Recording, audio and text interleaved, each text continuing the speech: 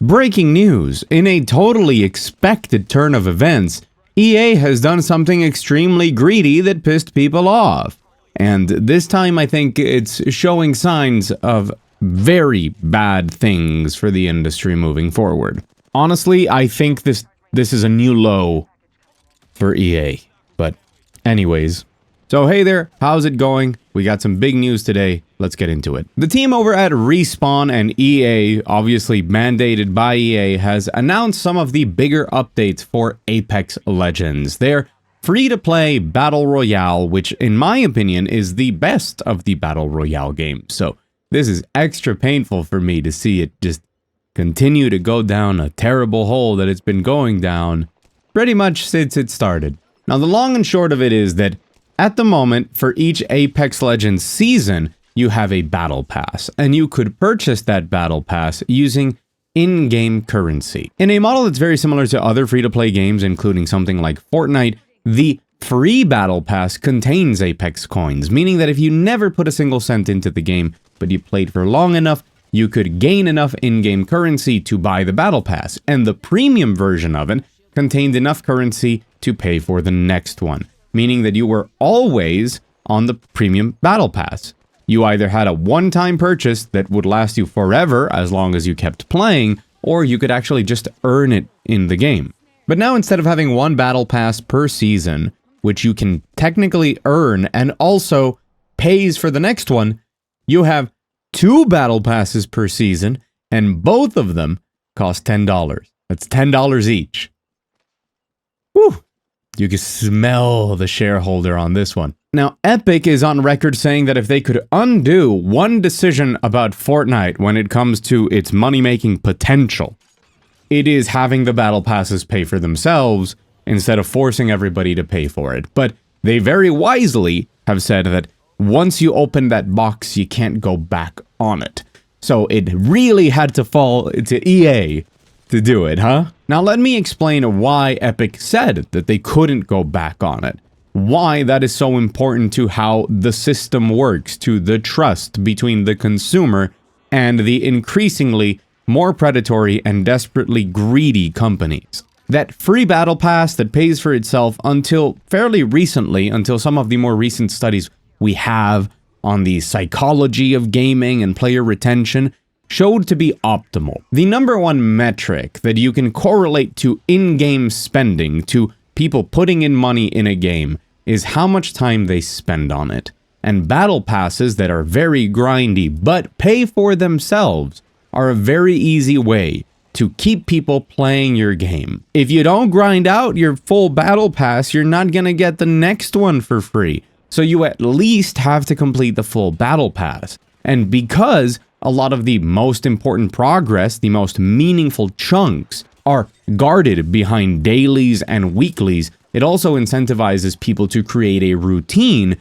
where they play the games daily or at least weekly. And like I said, there's a very strong correlation of people spending a lot of time on something and feeling like it's worth it to spend some extra money on it. It is also, to a lot of people, a feeling of winning over the greedy company. Obviously, you're not actually winning, you're still putting in hours and hours and hours into a game. Many people do this without even enjoying the game at certain points within a season or with things going on in their lives, but people will continue to play thinking that, oh, I'm going to save $10 because I'm earning money by playing the game right now. But that very simple trick of, no, you're actually stealing from us by playing the game right now and financing your next battle pass, is a way to generate some good faith towards the game very easily. And that's why Epic really calls it a Pandora's box, because closing it up now would generate a ton of ill will towards the company. And it would, as I'm sure we will see with Apex Legends, make a lot of people play less. Sure, the ones who remain and find value in this battle pass will pay for it. But what they are doing here is deciding that the long-term exposure of a very large amount of players is not as valuable to them mathematically. They've got people on this that surely, we'll see about this, but surely know that this is the right decision. And they are then sacrificing that in exchange for having a large amount of their player base that I'm sure they've calculated around is going to pay $20 per season that they wouldn't put in before on skins. This betrays the trust of a ton of their player base and removes a lot of the best incentives that they have for people to continue spending time on Apex. As if, everything else about the game and the changes and things that happen wasn't enough for that player base to be constantly fluctuating anyways. The reason this is truthfully very scary is because we are now seeing the line being pushed a little bit further. Respawn has said in their very, very long, very, very press release that they are doing this for the most loyal fans in the community, as they also launch Premium Plus, which is this... Premium Plus is confusing. It is the extra paid tier. Instead of $10, it's $20 per pass, of which there are now 2 per season, and you get extra rewards. And they're selling this as, hey, before, for this tier, it was 37% more expensive. So we're doing this for you. For you. Everything we do, we do for you.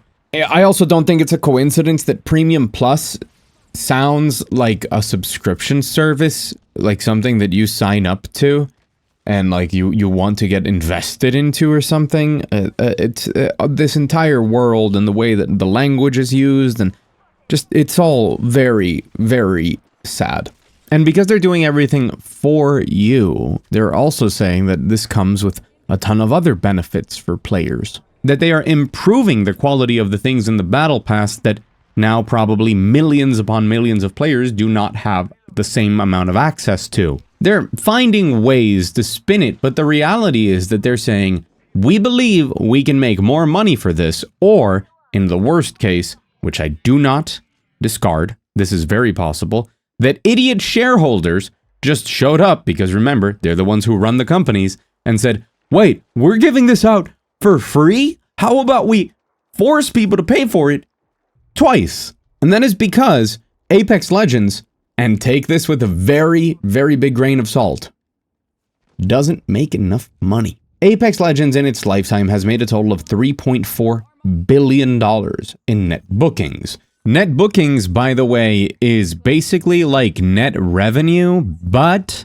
it includes a lot of stuff that isn't normally included in revenue related to online things and subscriptions, for example. It does take into account returns and deductions, but it doesn't take into account things like overheads or administrative costs. So we are far from calculating pure profit here, but still. The net bookings projection for this year for EA is $7.41 billion, of which Apex, which is one of their biggest games, second only to something like FIFA, is only representing around 12 to 14% of that. It is still, however, one of the 10 largest grossing games on consoles and PC, ignoring ports and versions of primarily mobile games, things like gacha games, where the real money is in gaming. So, translating all of the things I just said, Apex Legends is perfectly sustainable.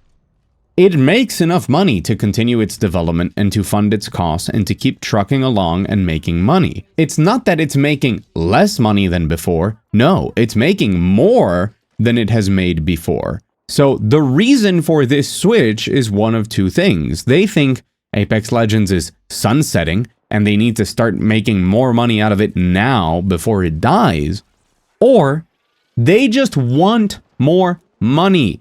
Do not be confused. It's never the case in a situation like this that the game isn't sustainable. Remember, it's not sustainable enough for how much they want it to make.